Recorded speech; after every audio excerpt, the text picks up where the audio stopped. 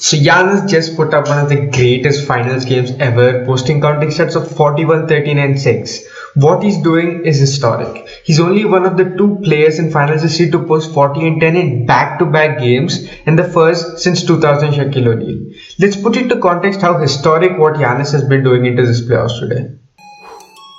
They be like, what? Can you teach me how to dirty? You know why? Cause all the bitches love it. All I need is a beat that's super bumpin'. And for you to back it up and dump it.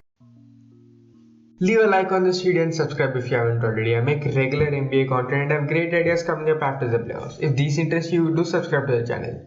Giannis this playoffs is averaging 29, 13 and 5 while arguably being the best defender in the playoffs so far.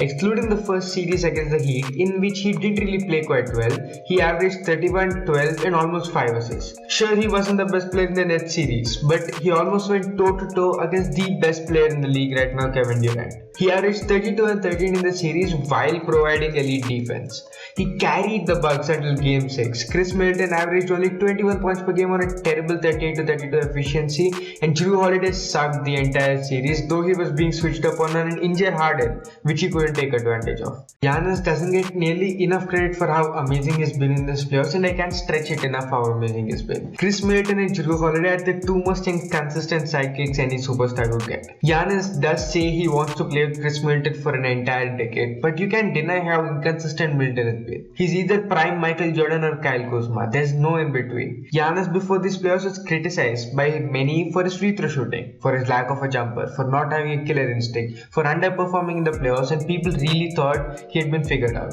There were people who even said he could not be a best player on the championship team the way he played. He still isn't a great free throw shooter or doesn't have a great jumper yet, but guess what? He can roll over you and break your ribs however fucking big you are. And you know what's worse?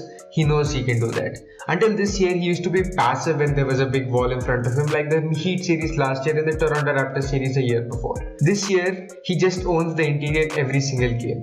He's even broadened the way he scores. His pick and roll with Middleton is one of the most efficient in the league. He has one of the highest efficiencies from the dunker spot in this playoffs. He's even added an unstoppable post game and takes complete advantage of mismatches like against the Suns without Ayton. When he was matched up against Crowder or Bridges in the last game, he completely dominated them on the left post. Last two games, he shot 11 of 18 and 13 of 17 from the free throw line. For someone who gets hacked and is criticized for his playoff shooting, this is quite great, I'd say. He's taken a massive leap this playoffs runs, mentally and in game, and it clearly shows. The only reason Game 2 in Phoenix wasn't a complete blowout is because of Giannis' mental strength to play through an injured knee and score 40 points while having 3 amazing blocks on the defensive end and keep the Bucks within reachable distance.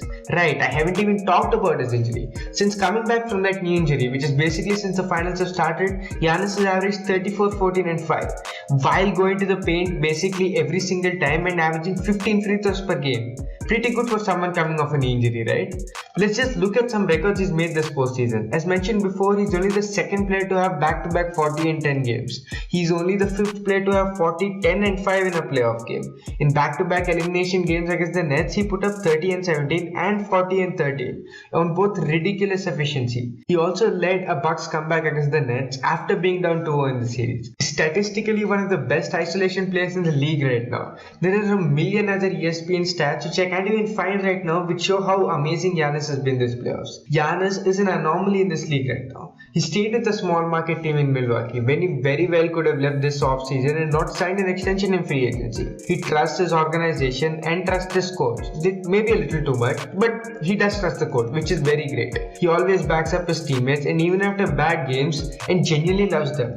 Have you ever seen him talk about Chris Middleton? And the best of all, he has the best personality in the league. He's having one of the greatest two-way playoff runs in NBA history and isn't getting nearly enough credit for it, and I hope this video can put into context how amazing he's been this playoffs and is going to continue being this entire Suns series. I have a series coming out about the greatest playoff runs in NBA history after these playoffs, and it should be dropping with a trailer pretty soon. We are almost at 100 subs right now, and I'd really appreciate if you left a like on this video and subscribe if you haven't already.